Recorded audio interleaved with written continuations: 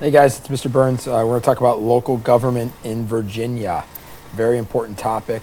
As you guys get older and learn to vote and head to the polls, you're going to learn about how local government works, not just the national government. Local, state, just as important as the national government.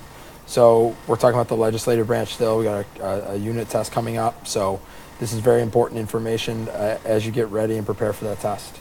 All right, so this is what handout you should have in front of you, handout number 15. It's two-sided. You should have grabbed it on the way in today. All right, hopefully you're listening to this video in class, if not at home. All right, here we go. So remember, local governments, just like the national and state levels, execute and have legislative, executive, and judicial powers. You're not writing this on your notes. This is not on there, but it's distributed between three branches of government, just like at the other two levels. Local governments tend to get their powers from two different entities in Virginia. One is the Virginia Constitution. So Virginia has a constitution kind of like the national level, but this is just going to focus on the powers that it is allowed to have, reserved concurrent powers. Okay, but also acts of the General Assembly. The General Assembly can determine different ideas or different concepts that local government is going to focus on as opposed to the state. Remember, the General Assembly is the state legislative branch that is made up of the House of Delegates and the Senate. Okay, so these are some of the powers that you're going to see local governments in Virginia overseeing and enforcing and writing laws about. So here we have a map of Fairfax County. Okay. This little cutout in the middle is Fairfax City. Fairfax City technically is separate from Fairfax County. We combine with them in certain things like schools, like Fairfax County schools and Fairfax City schools are under the same umbrella. But in terms of county and city government, they're separate. Most of you are going to are living in the Braddock or the Springfield districts. Okay, and this is for police, and this is for voting, and this is for your board of supervisors. Each one, represents a district and their constituents within that district. Braddock, Robinson, somewhere in this area where I have the cursor, and some of you that live out in Clifton or Fairfax Station, you're gonna be in the Springfield. Most of you that live in Fairfax or Burke, you're gonna be in the Braddock district. Okay, but some of the important things that they do, one of the most important there is regulate land use.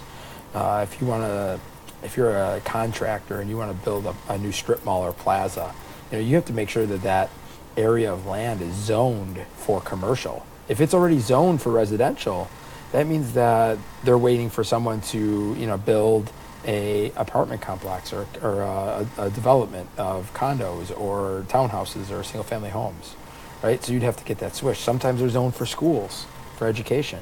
In case Fairfax County has a couple of areas in the county that in case the county grows and they need to build new schools, right? Taxes are huge. Local taxes, part of the sales tax comes from that, and personal property tax, okay, things like that, and property tax from your houses. All right, here's a picture of Fairfax City and Fairfax County Board of Supervisors and Fairfax City Council. But really, these are the different units here. We have counties, towns, and cities.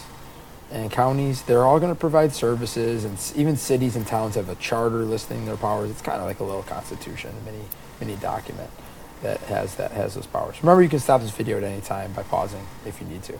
At the county level, we've talked about this through the 9-box chart. We have the Board of Supervisors, and they do these things here, providing services using tax revenue, adopting an annual budget that, every year I see emails from Dr. Braband, our superintendent, saying, I'm going to propose this for the education portion of the budget to the Board of Supervisors.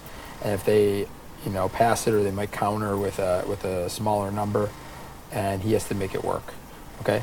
Passing laws and enacting ordinances, local laws, local policies, noise ordinance, and no, skateboarding in this area and things like that, like snow removal and parking, things like that, okay? Things that the local government would take care of.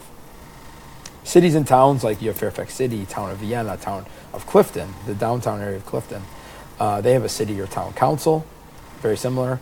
When we get to the executive branch, you'll see they have a mayor, right? But really at the legislative branch, similar. Adopt an annual budget. They're going to provide services for the residents with their tax revenue. that they get from the local property tax and local sales tax and taxes that businesses within that community pay. And they're going to use that to provide services and enact laws and ordinances. Okay. Then we have a school board, right? Fairfax County Schools has a school board, and they oversee the operations of our schools and make policies for our schools and ultimately close school on snow days. Yeah. But, they are in charge of making sure that the schools are operating and meeting standards and exceeding standards, okay, and setting policies for schools and conduct and, all those kind of things throughout the county. All right, and then what person that they may hire is a manager, a city or a town manager or a county manager. If you've ever watched Parks and Recreation, which I know some of you have, if you haven't, what are you waiting for? It's on Netflix. Get on it. Parks and Rec has a city manager by the name of Chris Traeger, played by Rob Lowe, and eventually it is Ben Wyatt, played by Adam Scott. The city manager oversees the local government and operations, the day-to-day things and the day-to-day functions and department heads and things like that. All right. One thing that a lot of you don't realize is that local governments have a huge responsibility when it comes to international issues and events and situations, especially if it deals with public health, public safety, economic development, and protecting the local environment. Okay, these are the four main bulleted pieces of information where local governments are going to have an impact on public policy. And their job is to have a plan to respond first. Because if something happens, a tragedy, some kind of natural disaster, something like that happens, the national government can't respond everywhere right away. So local governments need to have that plan in place. They execute that plan.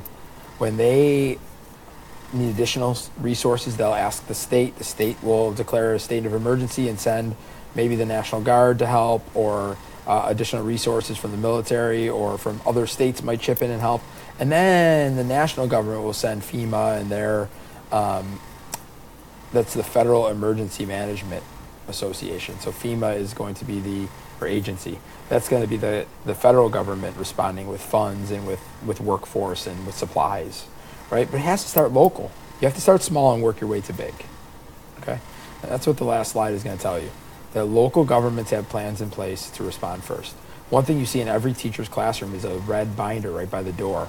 That's our emergency response plans. That's an example of the school, local government, county government responding first, okay, and having a plan in place. All right, that's all I got for local government legislative branch. Hope you learned something. Continue working. Have a great day.